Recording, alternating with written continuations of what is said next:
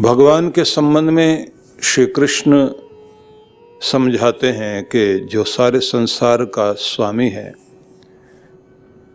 वह क्या है और किस शक्ति वाला है। तो कह रहे हैं गतिर्भर्ता प्रभु साक्षी निवासः शरणम सुहृद प्रभवः प्रलयः स्थानम निधानम बीजमव्ययम। मैं ही लक्ष्य हूं, सबका स्वामी, पालन पोषण करने वाला, साक्षी जो जीवों के शुभ अशुभ कर्मों का साक्षी है, सबका निवास स्थान और दुखी जनों का आश्रय, शरणागत के दुख हरण करने वाला मैं ही हूं। मैं ही सच्चा मित्र हूं और इस ब्रह्मांड का उद्भव भी मैं ही हूं। मैं ही वह कोष ग्रह हूं जिसे भविष्य में प्राणी उपभोग करते हैं। मैं अविनाशी बीज हूं, अतः मेरी चरण शरण में तुम आओ, यह एक निमंत्रण है। अगले श्लोक में कहा है तपाम्यहम वर्षम निगृह्णामि उत्सृजामि च अमृतम चैव मृत्युश्च सद सच्चा अहम अर्जुन। मैं सूर्य में उष्णता देता हूं, वर्षा का आकर्षण और वर्षण करता हूं। मैं ही अमृत तत्व, मैं ही मृत्यु हूं। हे अर्जुन, सत असत भी मैं ही हूं। मेरा ही स्वरूप है जो व्यक्त और अव्यक्त रूप में इस सारे संसार में सर्वत्र व्याप्त है। दो श्लोक हैं ये, 18वां और 19वां। ध्यान देने योग्य बात यह है, जब गुणों का वर्णन किया गया है तो ये बिल्कुल उसी प्रकार से है जैसे माला के मनकों को हम जाप करते हुए एक से दूसरे की ओर पहुंचते हैं। भगवान सबके लिए लक्ष्य है, परम धाम है। देखा जाए तो संसार की हर वस्तु अपने केंद्र की ओर लौटती है, केंद्र से परिधि की ओर और परिधि से केंद्र की ओर। तो समस्त प्राणियों का केंद्र बिंदु भगवान है। या ऐसे कह लीजिए कि हर व्यक्ति, हर जीव इस दुनिया में दुख से बचना चाहता है और सुखी होना चाहता है। सुख भी वो ऐसा चाहता है कि जिसको जो कभी समाप्त ना हो, जिसमें व्यवधान ना पड़े। वह सुख जो परम हो, चरम हो, अनंत हो, तो उस सुख को ही आनंद कहा जाता है। और उस आनंद का जो दाता है वो परमात्मा है। वही जीवन का लक्ष्य है। इस दुनिया में प्रत्येक व्यक्ति के जीवन का लक्ष्य एक ही है, वह आनंदित होना चाहता है और दुख से बचना चाहता है। तो आनंदित होने के लिए उसे जो परम आनंद है, सच्चिदानंद आनंद घन परमेश्वर है, वही परम लक्ष्य है। सारे जितने भी हम लोग क्रिया कर्म, जो भी एफर्ट हम करते हैं, उस सब का लक्ष्य एक ही होता है कि हम लोग भय से, चिंता से, दुख से, पीड़ा से मुक्त हो जाएं और पूर्ण आनंद की प्राप्ति हो जाए। वो जो दुख नाशक हो सकता है तो कहते हैं कि केवल परमात्मा। इस रूप में जब हम लोग देखते हैं कि हमें बचपन से जो दुखों से बचा रहे थे, तो पहले मां बचा रही थी, फिर पिता बचा रहा था, तो इसलिए भगवान को भी हमने माता पिता कह दिया। और फिर कोई हमारा अपना सगा होकर बिना स्वार्थ के हमारा साथ देने के लिए आ जाए, ऐसा कोई मित्र, उसे भी भगवान के रूप में हम लोगों ने जोड़ दिया कि वो हमारा सखा है। त्वमेव माता च पिता त्वमेव। त्वमेव बंधुश्च सखा त्वमेव, कहीं रिश्तेदार काम आ जाते हैं तो भगवान को भी कहा तुम बंधु भी हो सखा भी हो। फिर कहते हैं कि केवल इतनी बात नहीं है, धन काम आ जाता है तो कह रहे हैं भगवान तुम धन भी हो, द्रविणम त्वमेव, तुम धन भी हो। और ये भी नहीं काम आए तो विद्या तो काम आती है, त्वमेव विद्या द्रविणम त्वमेव, तुम हमारी विद्या हो, ज्ञान हो। और फिर पूछा कि क्या कहना चाहते हो? बस ये बताना चाहता हूं कि मेरा जो भी कुछ है सब कुछ तुम हो, त्वमेव सर्वम मम देव देव, परमात्मा तुम ही मेरे सब कुछ हो। अब ये श्लोक इतना प्रसिद्ध हुआ कि भारत के हिंदू समाज के सभी प्रार्थनाओं में यही एक श्लोक सबसे अधिक बोला जाने वाला हो गया, त्वमेव माता च पिता त्वमेव। लेकिन देखा जाए तो भक्त की जो भावनाएं हैं उन सब भावनाओं को अभिव्यक्ति देने के लिए प्रार्थना के रूप में, या कहना चाहिए यहाँ प्रार्थना से अधिक स्तुति है, गुणगान है। परमात्मा का गुणगान कैसे करना चाहिए? तो वो त्वमेव माता च पिता त्वमेव, यह वेदों में जो ये है, त्वम ही न पिता वसो त्वम माता शतक्रतो बभूविथ, तुम माता हो तुम पिता हो। और फिर कहा कौन सी माँ और कौन से पिता? त्वम ही न पिता वसो, अनेक तरह के धन समृद्धि देने के वाले तुम ही हो। लोग कहते हैं ना कि माँ के पांव के नीचे जन्नत है, तो बोले फिर पिता के पांव के नीचे क्या है? जूती बूती है, पीटने पर लगा रहता है। बोले नहीं, उसके पांव के नीचे जायदाद है, वही जो है आगे पैसा देगा। अगर उस नाराज हो गया तो कह देगा इसको एक पैसा नहीं देना, जमीन जायदाद से अलग कर दो। एक प्रेम देने वाला है, तो यहाँ कहा त्वम ही न पिता वसो, धन देने वाले पिता तुम हो, त्वम माता शतक्रतो बभूविथ, हजारों तरह के सैकड़ों तरह के उपकार करने वाले, प्यार करने वाले, कर्म करने वाली माँ तुम हो। ये वैदिक मंत्र। आधाते सुमनमिमय, हम केवल आपसे आपका प्रेम चाहते हैं भगवान, कि तुम नाराज ना होना, खुश रहोगे तो सब कुछ दे दोगे। इसलिए कहते हैं कि रूठे सब कुछ छीन ले और खुश हो जाए तो सब कुछ दे दे। लेकिन वो सबसे अलग हट करके हम लोग यहां आते हैं जहां कहा गया गति तुम ही हमारा परम लक्ष्य हो, जहां जाकर हमारी गतियां रुक जाती हैं, जहां हमारी दौड़ जाकर रुक जाती है, वो तुम ही हो। दौड़ते दौड़ते पुजारी की दौड़ मंदिर तक है, दौड़ा जा रहा है तो पहुंचेगा कहां? अपने मंदिर में पहुंचेगा। तो सारी दौड़ जहां जाकर रुक जाती है, तो वो दौड़ जहां समाप्त हो जाती है, हमारी सारी रनिंग जहां जाकर के खत्म हो जाती है, तो उस लक्ष्य को कहा गया है कि वो मैं हूं, भगवान है। भरता और कहा है कि मैं ही भरण पोषण करने वाला, सबका पालन करने वाला, मैं ही भरता हूं। भरतार जो कहा जाता है पति के लिए, तो वहां भी यही एक मतलब होता है कि जो भरण पोषण की जिम्मेदारी ले रहा है। और विवाह संस्कार में तो वो सीधा ही हाथ पकड़ करके वचन देता है कि तुमसे छिपाकर कुछ भी नहीं खाऊंगा।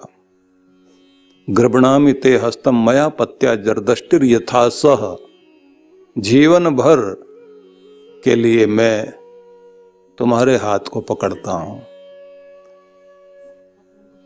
और उसमें जो वचन दिया जाता है कि जो भी हमारे जीवन का सुख भोग है, तुमसे छिपा करके वो कोई भी सुख लेने की कोशिश नहीं करूंगा।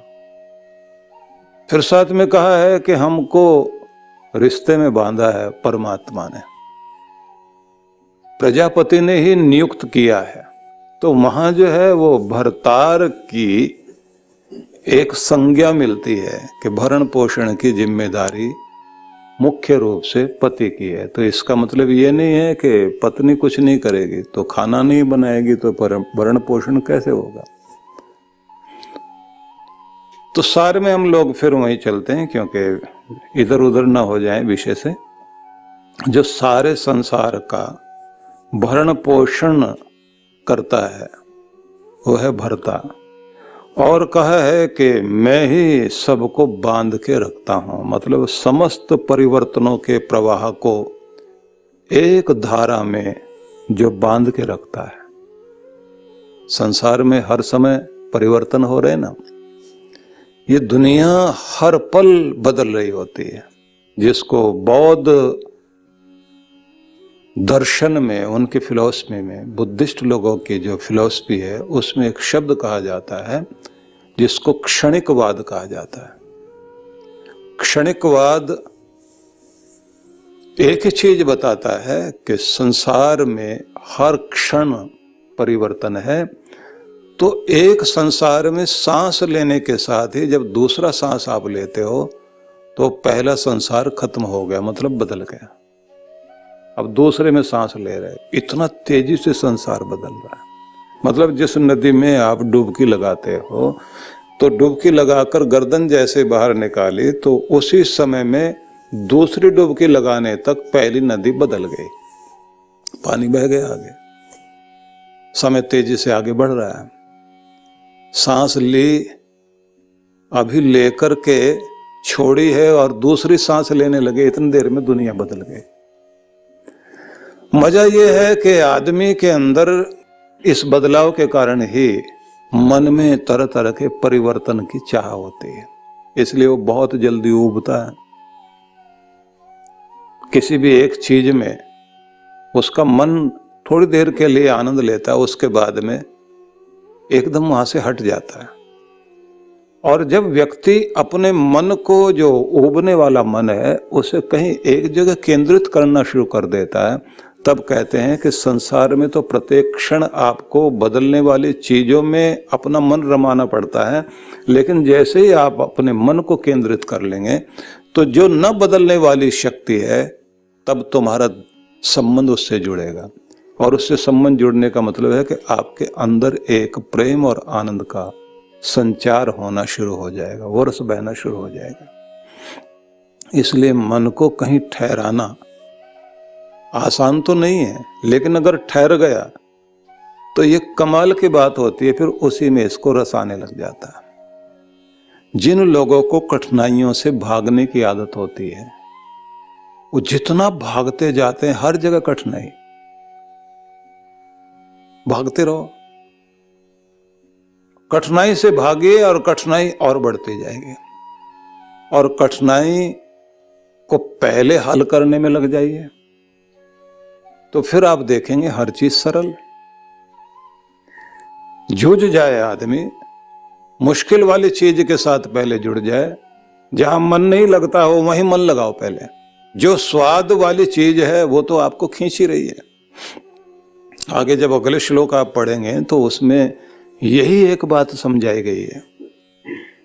जैसे आप 20वें श्लोक में जाएंगे ना, तो वहां पर यह कहा गया है कि कोई साधक अपनी ऊंचाई पर पहुंचने के बाद उसको देवता लोग जो है, देव शक्तियां परीक्षा लेने के लिए आकर्षण देती हैं। ये भी है, ये भी है, ये भी है, ये इतने आनंद की चीजें हैं, आओ ना, तुम जो है अपनी साधना में इतने ऊंचे उठ गए हो तो तुमको अब जो है ये फल मिलने वाला है। तो व्यक्ति विभूतियों में और आकर्षणों में फंस जाता है, और वो जो परमात्मा का चरम आनंद है उसको बिना प्राप्त किए और वो स्वर्गिक सुखों को भोग कर और इस दुनिया में फिर धक्के खाने के लिए आ जाता है।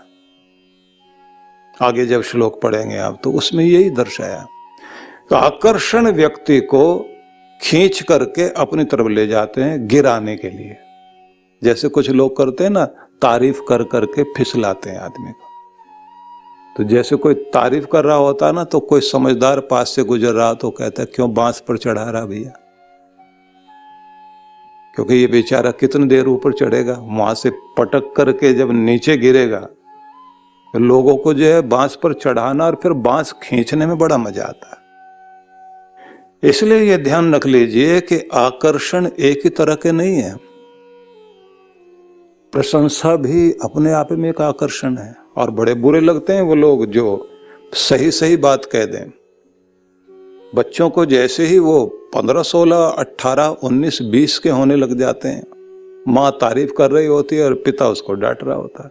बड़ा बुरा लगता है उनको कि घर के अंदर एक ही पुलिस इंस्पेक्टर है और वो है पिताजी। जब भी घर में घुसते हैं डांटते हुए आते हैं,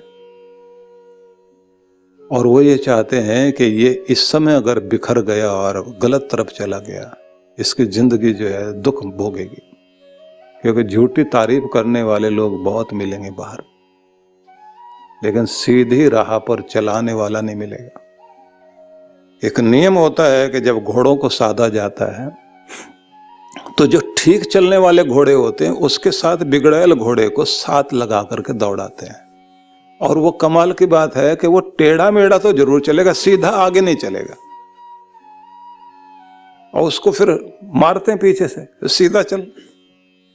अब उसको मजा आता है थोड़ा टेढ़ा चले, दायां बायां जरूर चलेगा। और दायां बायां चलेगा तो उसको जो है मार के फिर सीधा करते हैं, और फिर उसको बोलते हैं साधना। इसको साध लिया गया।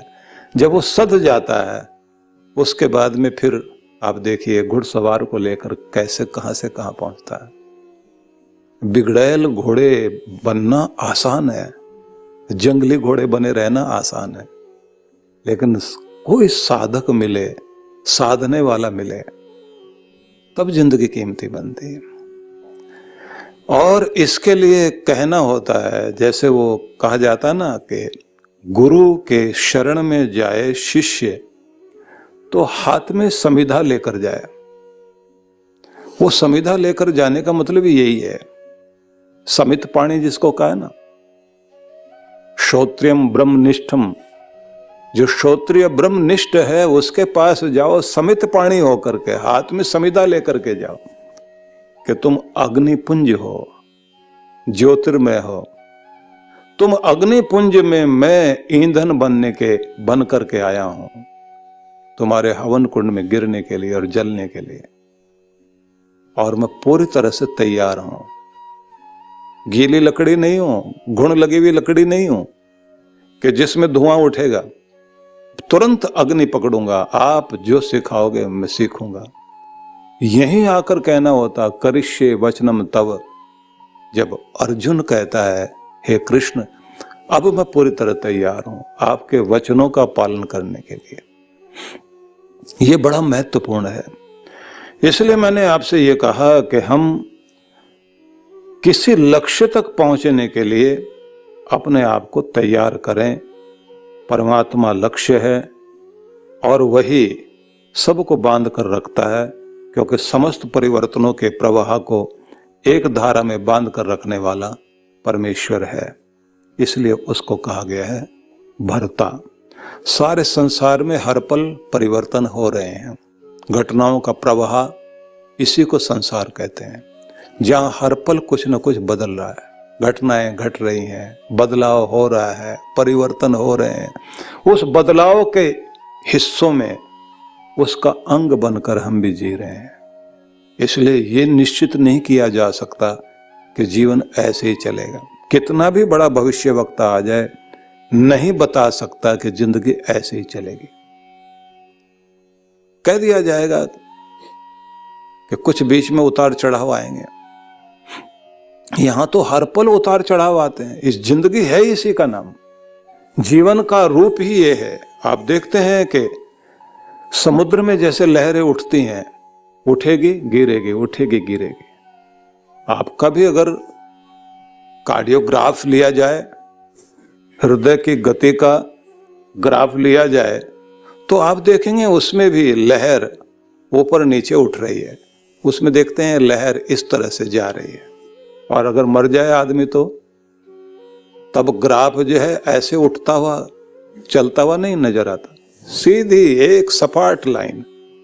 और जैसे वो सीधी लाइन आने जा रही है और डॉक्टर उधर से देख ले, एकदम चिल्लाता गया आदमी, वो तुरंत दौड़कर कुछ न कुछ हरकत करेगा कि किसी तरह से इसका जो ऊपर नीचे वाली लहर है वो चलने लग जाए। ये ऊपर नीचे का मतलब ही है कि जिंदगी चल रही है। कैसे? कभी ऊपर होती है, कभी नीचे, कभी ऊपर कभी नीचे। दुनिया का महान लेखक हुआ नेपोलियन हिल, उसके संबंध में कहा जाता है कि उसने बहुत बड़ा मोटिवेशनल व्यक्ति रहा है। ऐसे एक और व्यक्ति रहे हैं जिन्होंने इस पर बड़ा बल दिया है कि तुम कहाँ शांति पा सकते हो। तो एक महान प्रवक्ता से जब किसी ने ये पूछा कि हमको आप शांति का स्थान बताओ, बोले वो तो मैं पीछे छोड़ आया हूं। कहां पर है?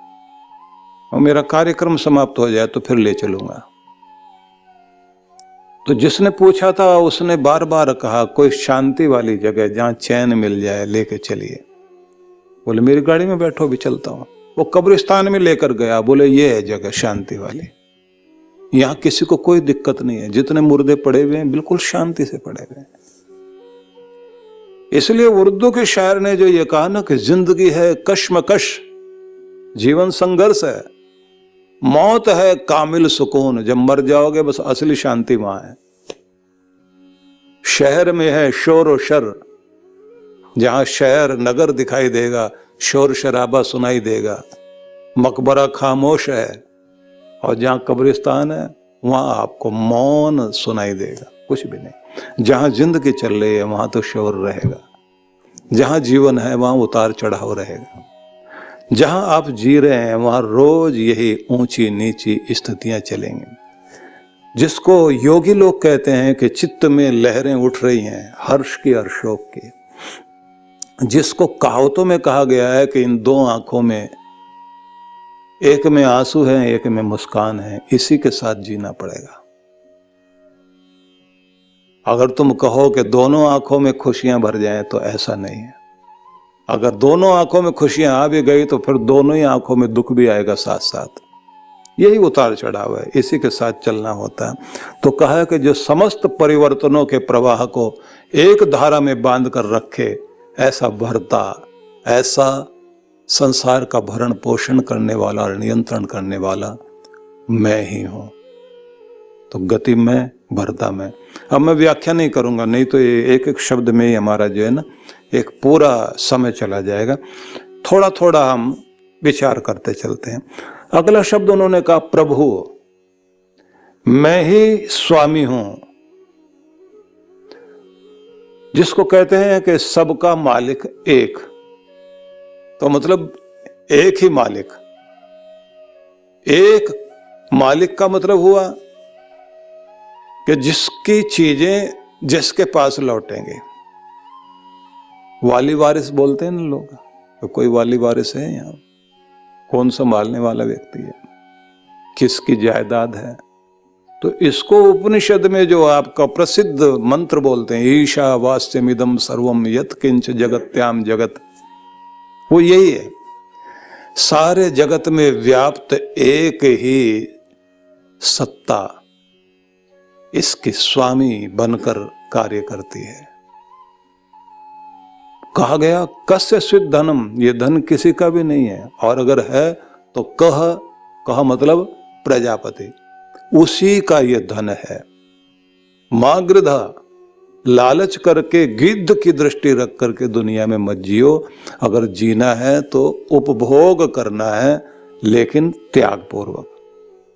त्यक्तेन भुंजी था, संसार को त्याग की भावना से भोगिए। अब वो त्याग की भावना क्या है, ये याद रख करके जीना कि छोड़ना भी है, मिला है तो त्यागना भी पड़ेगा। और इसमें एक अच्छी बात मानी जाती है, जैसे कहते हैं ना कि दान में और किसी चीज को त्यागने में, दोनों में अंतर क्या है? बोले वो होना चाहिए जो उर्वारुकमिव बंधनान मृत्योर्मुक्षीयमामृता, पक्कर के फल अपने आप पृथक हो जाए। समझदारी से पक्कर के कोई चीज छूट जाए, कि इस तरह से खुश हो करके आप जब कुछ चीज देते हैं तो वो दान है, और छुड़ाया जाए उसमें दुख होता है। तो जो खुश होकर व्यक्ति देता है तो उसको कहते हैं बोना। परमात्मा के दरबार में आपने फसल बोई और वो कई गुना बढ़ करके आपकी जिंदगी में आएगी। तो कहते हैं कि सारी चीजें दुनिया की जितनी भी आपको दी गई हैं, ये फिर वहीं लौट आती हैं जहां से दी गई थी, जिसने दी थी परमात्मा ने, वो फिर अपने कब्जे में ले लेता है। हम वसीयत करते हैं कि आगे ये संभालेगा। अगर परमात्मा ने ये कहा कि हाँ ये लायक है, सही व्यक्ति है, तो जिसको दिया गया फिर उसके पास वो चीज रहेगी, बढ़ेगी, नहीं तो उसके हाथों से पता भी नहीं लगेगा कि कहाँ गई। इसलिए बड़े बड़े अमीर लोगों ने अपने बच्चों को संपत्ति दे दी, थोड़े दिनों के बाद पता लगा कि उन्होंने सब गंवा दिया, लौट आई वो चीज वापस। तो हर चीज इस संसार की परमात्मा की अमानत है। यहां तक कि हमारी जिंदगी भी हमारी नहीं है, ये भी उसी की अमानत है। ये श्वास, ये प्राण भी उसी की अमानत है, इसलिए उसी को लौटाने पड़ेंगे। आखिर में वही चार्ज लेगा, वही कहेगा कि जो कुछ मैंने दिया था वापस करो, तो लौटाना पड़ेगा।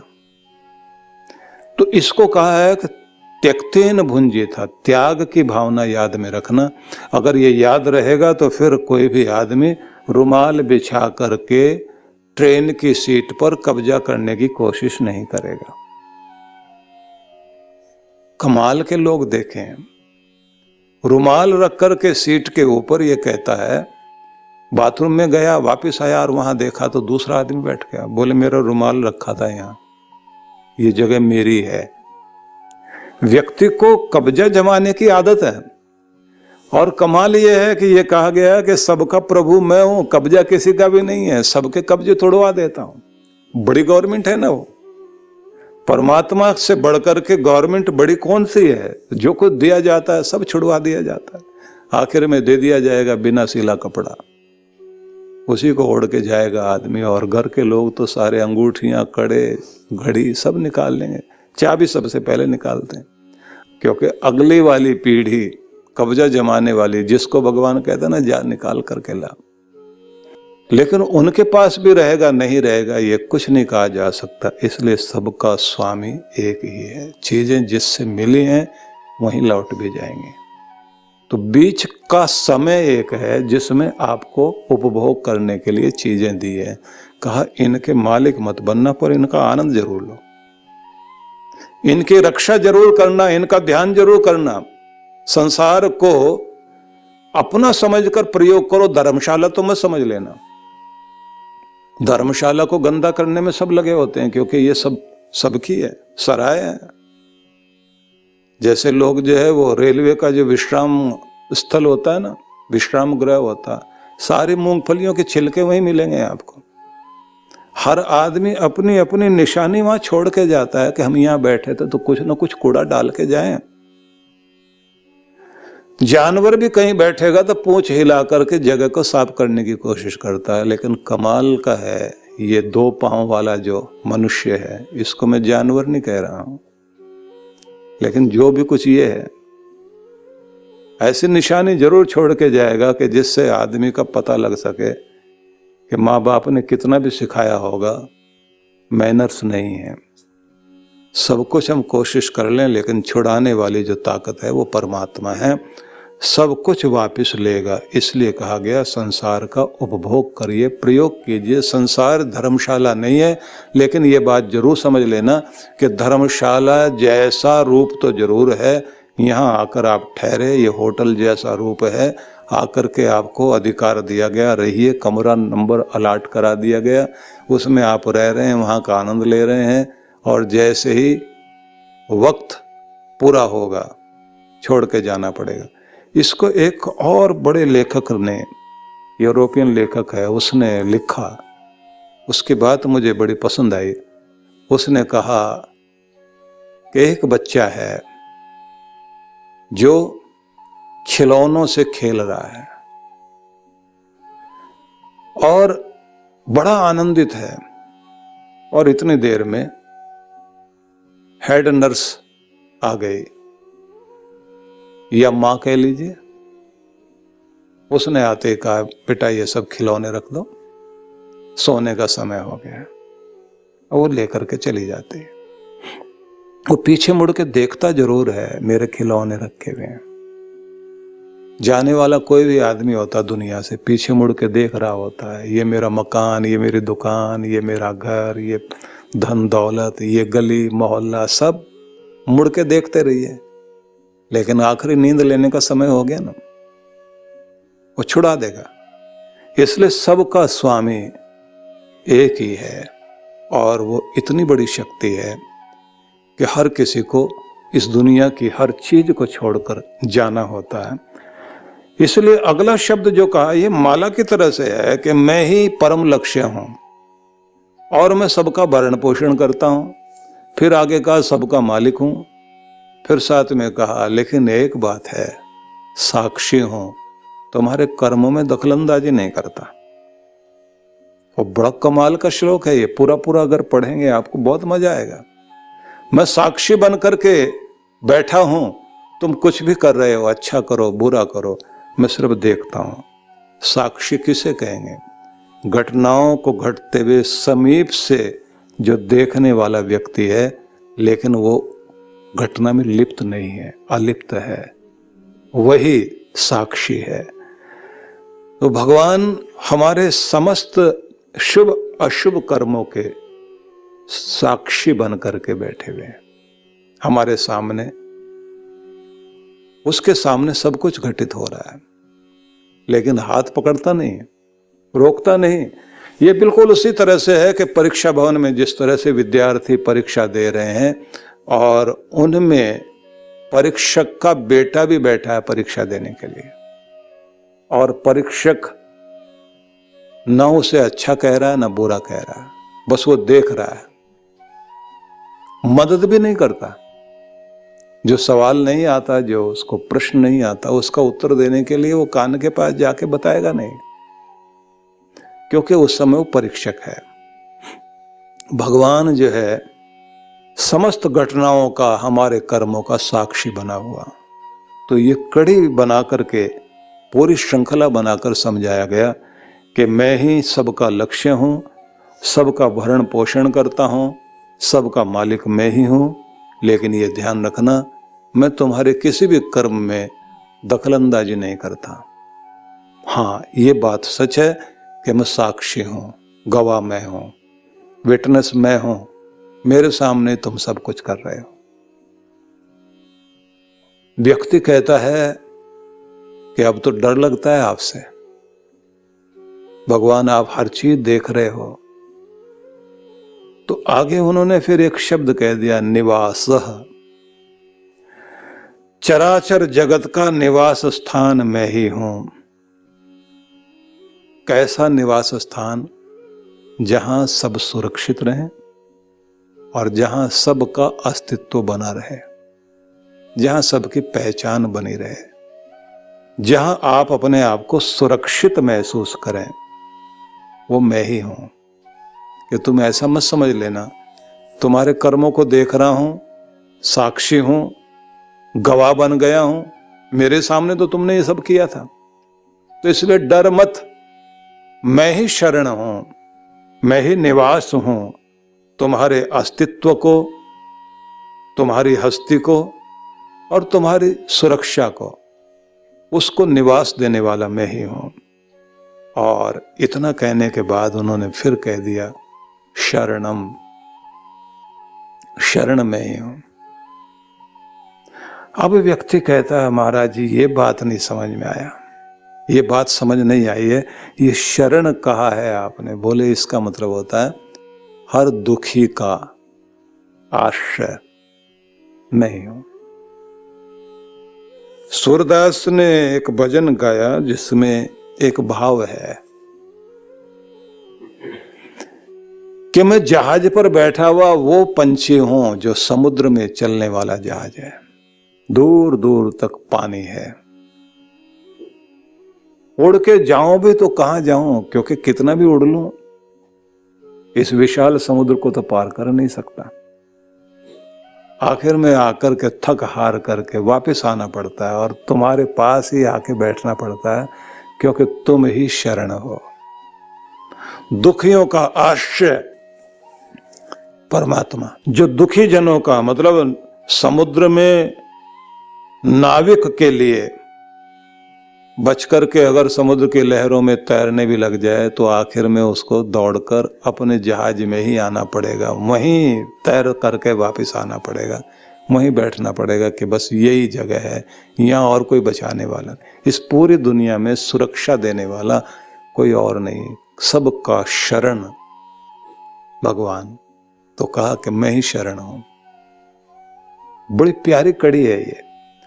इसको की व्याख्या जितना आप करें उतना कम, लेकिन इसे पढ़ने के बाद आपको यह पता जरूर लगता है कि परमेश्वर की महिमा का गुणगान करने के लिए आप कोई और श्लोक चुने ना चुने, लेकिन इनको चुने और इसको ऐसे बोल देने से मजा नहीं आएगा। इसके एक एक शब्द की गहराई में जाओ। अब उसके बाद में एक कड़ी और कही, सुहृत, मैं ही मित्र हूं, सच्चा मित्र। ऐसा मित्र जिसकी मित्रता सुरक्षा देती है, ऐसा मित्र हूं जिसकी मित्रता हित करती है।